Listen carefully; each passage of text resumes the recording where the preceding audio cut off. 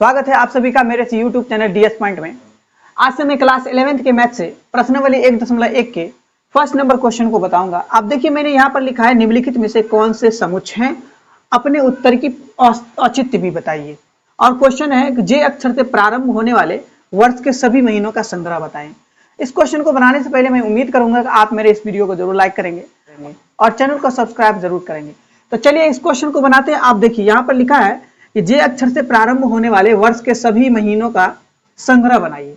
क्या ये सुपरिभाषित है?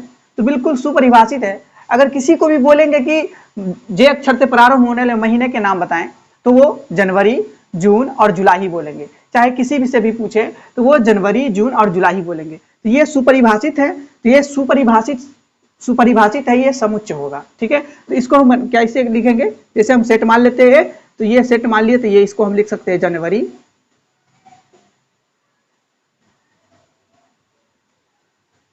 जून और जुलाई।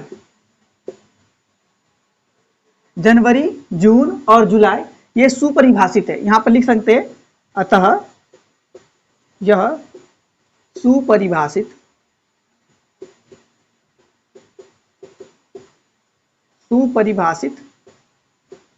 है। जब यह सुपरिभाषित है तो क्या होगा? तो जब यह सुपरिभाषित होगा तो यह समुच्चय होगा। तो लिख सकते हैं, इसलिए यह समुच्चय है। यह समुच्चय है। चलिए अब दूसरे क्वेश्चन को देखते हैं। और दूसरे क्वेश्चन में क्या लिखा है देखते हैं। दूसरे क्वेश्चन में है कि भारत के 10 सबसे अधिक प्रतिभाशाली लेखकों का संग्रह बताइए। तो भारत के 10 सबसे अधिक प्रतिभाशाली के बारे में बात करें तो सबके लिए अलग अलग हो जाएगा। ठीक है, सबके लिए प्रतिभाशाली लेखक के संग्रह अलग अलग होंगे। तो यह क्या होगा? सुपरिभाषित नहीं है। यहां लिख सकते हैं कि यह सुपरिभाषित नहीं है। यह सुपरिभाषित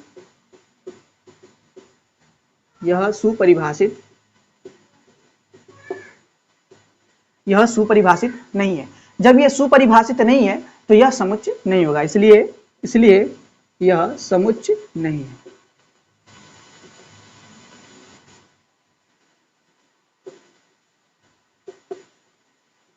यह समुच्चय नहीं। चलिए अब तीसरे क्वेश्चन को देखते हैं। अगला क्वेश्चन है कि विश्व के सर्वश्रेष्ठ 11 बल्लेबाजों का संग्रह। तो विश्व के सर्वश्रेष्ठ 11 बल्लेबाजों की संख्या की बात करें तो ये भी अलग अलग हो जाएंगे, सभी के लिए अलग अलग होंगे। सबके लिए बल्लेबाजों का संग्रह जो होगा वो अलग अलग चुनेंगे, पसंद सब अलग अलग करते हैं।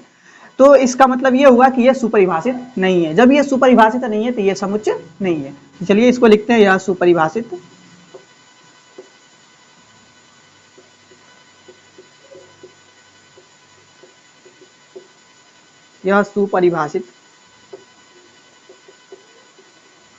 नहीं है। जब यह सुपरिभाषित नहीं है तो लिख सकते हैं यह समुच्चय नहीं है।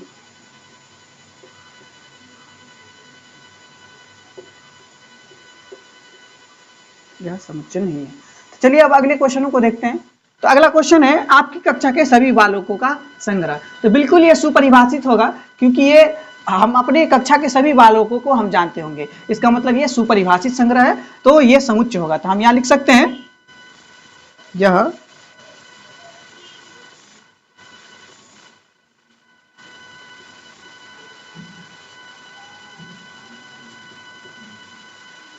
यह सुपरिभाषित है, इसलिए यह समुच्चय है। यह समुच्चय।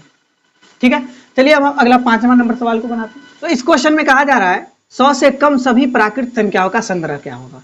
तो 100 से कम सभी प्राकृत संख्याओं का संग्रह, तो मान लेते हैं कि ये सेट ए है।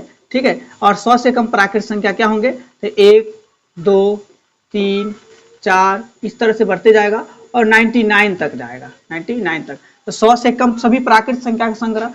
अगर किसी को भी बोलेंगे इसको लिखने के लिए तो सब ऐसे ही लिखेंगे। इसका मतलब यह सुपरिभाषित है। तो यहां लिख सकते हैं अतः यह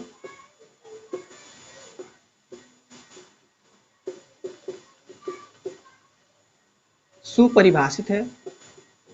जब यह सुपरिभाषित है तो यह समुच्चय है।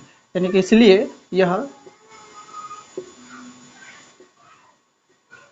समुच्चय, यह समुच्चय। चलिए अब अगले क्वेश्चन को देखते हैं। तो आगे लिखा है क्वेश्चन नंबर 6 में कि लेखक प्रेमचंद्र द्वारा लिखित उपन्यासों का संग्रह। तो लेखक प्रेमचंद्र जितने भी उपन्यास लिखे होंगे सभी का संग्रह जो है सुपरिभाषित होगा, क्योंकि जो भी कोई प्रेमचंद्र के उपन्यासों को लिखेंगे देखेंगे तो सब लाइन बाय लाइन आएगा, इसका मतलब यह सुपरिभाषित है। तो यहां लिख देंगे अतः यह सुपरिभाषित है।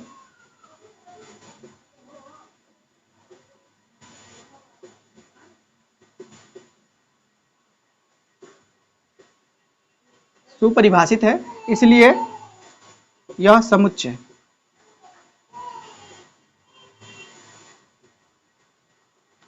यह समुच्चय। चलिए अब अगले क्वेश्चन को बताते हैं। तो आगे क्वेश्चन है सभी सम पूर्णांकों का संग्रह। तो जितने भी सम पूर्णांक है सभी का संग्रह एक ही होगा, चाहे हम लिखें या आप लिखें, सब सम पूर्णांक को एक ही जैसे लिखेंगे। ठीक है, तो ये भी क्या है, सुपरिभाषित है। तो यहां पर लिखेंगे यह अतः यह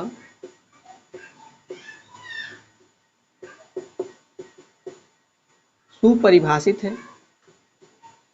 जब यह सुपरिभाषित है तो यह समुच्चय, इसलिए यह समुच्चय है। चलिए अब अगले क्वेश्चन को देखते हैं। तो अगला क्वेश्चन है कि इस अध्याय में आने वाले प्रश्नों का संग्रह। तो इस अध्याय में यानी कि इस एक्सरसाइज में जो भी प्रश्न आएंगे सभी के लिए बराबर है, यानी कि जो भी इस अध्याय को देखेंगे सबके लिए वही क्वेश्चन मिलेगा। इसका मतलब ये क्या है, सुपरिभाषित है, सुपरिभाषित संग्रह है, तो ये समुच्चय होगा। तो यहां लिखेंगे अतः यह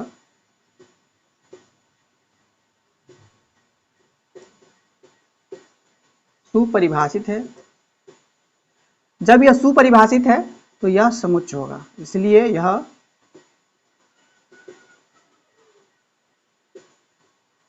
समुच्चय। चलिए अब अगला क्वेश्चन को देखते हैं। क्वेश्चन है कि विश्व के सबसे अधिक खतरनाक जानवरों का संग्रह। तो विश्व के सबसे अधिक खतरनाक सभी के लिए अलग अलग हो जाएगा, कोई किसी के लिए बाघ हो जाएगा, किसी के लिए शेर हो जाएगा, किसी के लिए तो बिल्ली भी हो सकता है। तो इसका मतलब ये सुपरिभाषित नहीं है, यह समुच्चय नहीं है। तो लिख सकते हैं अतः यह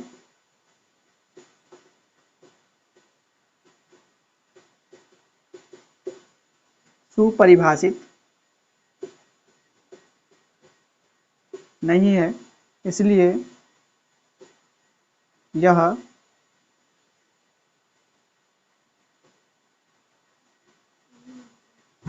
समुच्चय नहीं। तो दूसरे नंबर सवालों में लिखा है, मान लीजिए सेट इस तरह से लिखा है, सेट कह रहा है कि रिक्त स्थानों में उपयुक्त प्रतीक बिलोंग्स टू अथवा डज नॉट बिलोंग्स टू को भरिए। मतलब ये दोनों प्रतीक को इसमें भरने के लिए कहा जा रहा है। तो देखिए यहाँ पर क्या है, यहाँ 5 है और यहाँ ए है, बीच में कौन सा आएगा, ये चिन्ह आएगा या ये चिन्ह आएगा। तो सबसे पहले ये जाने, ये जो इसके अंदर में अवयव दिया हुआ है, ये जो सदस्य दिया हुआ है, ये क्या इस सेट ए का सदस्य है?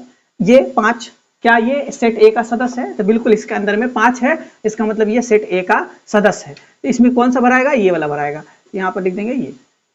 अगर इसमें से अगर कोई नहीं होता है सदस्य ए का तो वो डज नॉट बिलोंग्स टू लगाएगा। ठीक है, तो यहाँ पर देखिए 8 इसमें तो नहीं है, तो नहीं है तो इसका मतलब क्या होगा, ये डज नॉट बिलोंग्स टू ऐसे लगेगा।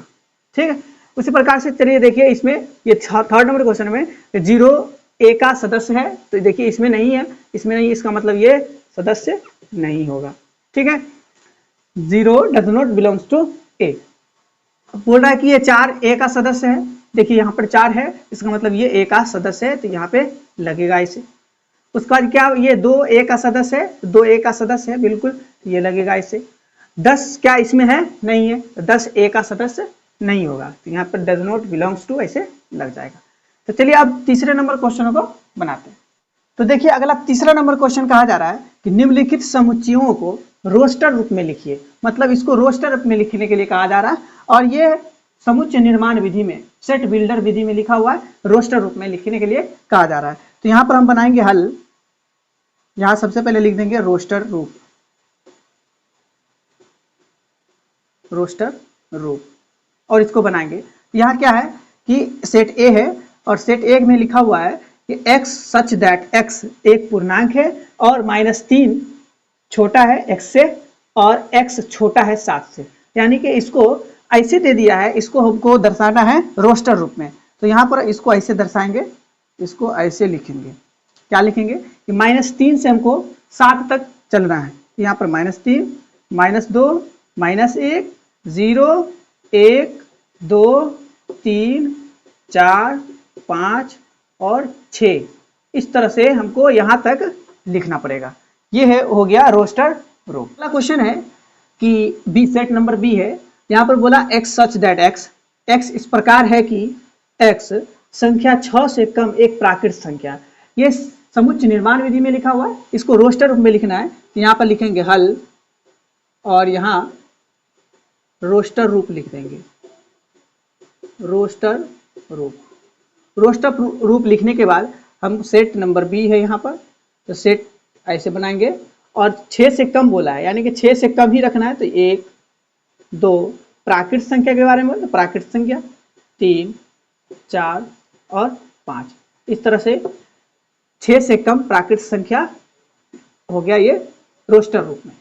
चलिए अब 3 नंबर क्वेश्चन को देखते हैं। तो अगला क्वेश्चन है सेट नंबर सी में कि x सच दैट x 2 अंकों की एक ऐसी प्राकृत संख्या जिसके अंकों का योगफल 8 है। तो चलिए देखिए, सेट बोला कि ऐसी रोस्टर विधि में लिखिए इसको, और जिसके अंकों का योग 8 हो जाए वैसी प्राकृत संख्या को लिखिए, और वो भी 2 अंकों वाली होनी चाहिए। तो चलिए हम यहाँ पर देखिए, ये सेट 2 अंकों की ऐसी कौन ऐसी संख्या है जो जिसके अंकों को जोड़ दे तो 8 हो जाएगा। तो देखिए सबसे पहले तो हम लिख सकते हैं कितना, तो 17, ठीक है। 17 को अगर हम जोड़ेंगे, दोनों में जोड़ेंगे, पहली संख्या और दूसरी संख्या को जोड़ेंगे तो दोनों का योग कितना होगा, 8 हो जाएगा, ये 17 हो जाएगा।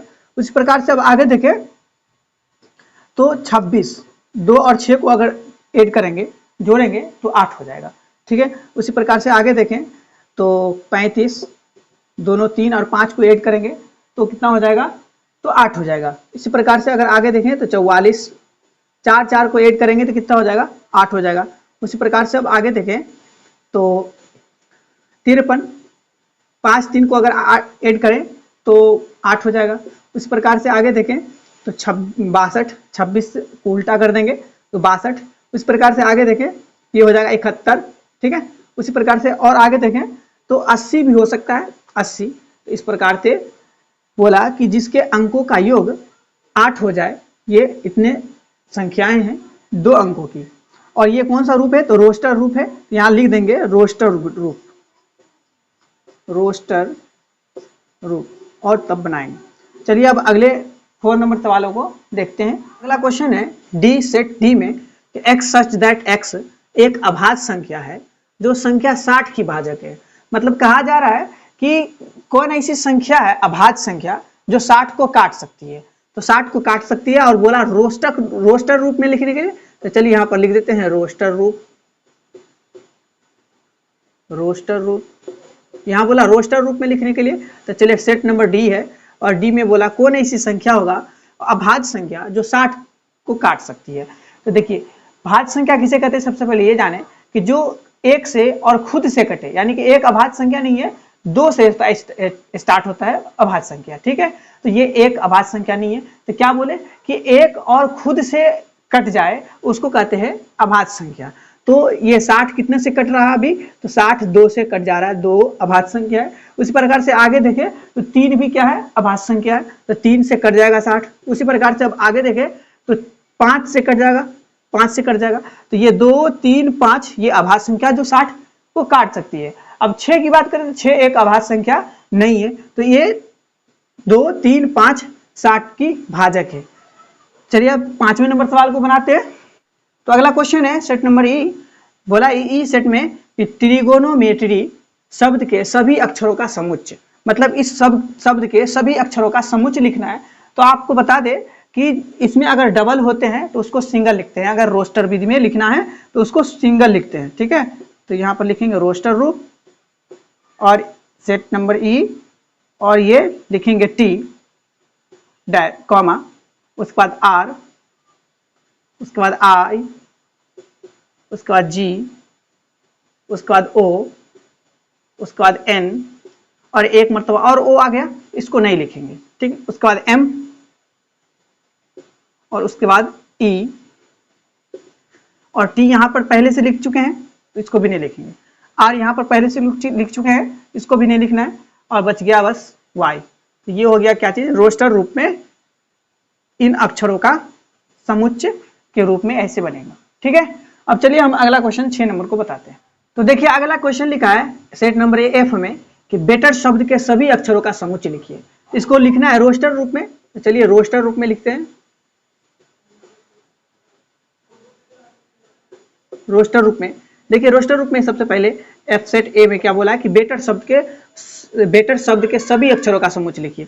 तो चलो समुच्चय लिखने के लिए हम क्या लगाएंगे, ये मछली कोष्ठक का प्रयोग करेंगे, और बेटर में लिखने के लिए हम क्या करेंगे, अगर डबल होगा तो उसको नहीं लिखेंगे। ठीक है, तो यहाँ पर बी लिखेंगे, उसके बाद ई लिखेंगे, उसके बाद एक टी लिखेंगे क्योंकि डबल टी है यहाँ पर, फिर ए ई नहीं लिखेंगे, फिर यहाँ पे आर लिखेंगे। तो ये हो जाएगा रोस्टर रूप में बेटर शब्द के समुच्चय। ठीक है, चलिए अब इसके आगे अगले वीडियो में मिलेंगे। अगर वीडियो पसंद आई हो तो वीडियो को लाइक करेंगे और चैनल को सब्सक्राइब जरूर करके जाएंगे। मिलते हैं अगले वीडियो में, तब तक के लिए थैंक यू।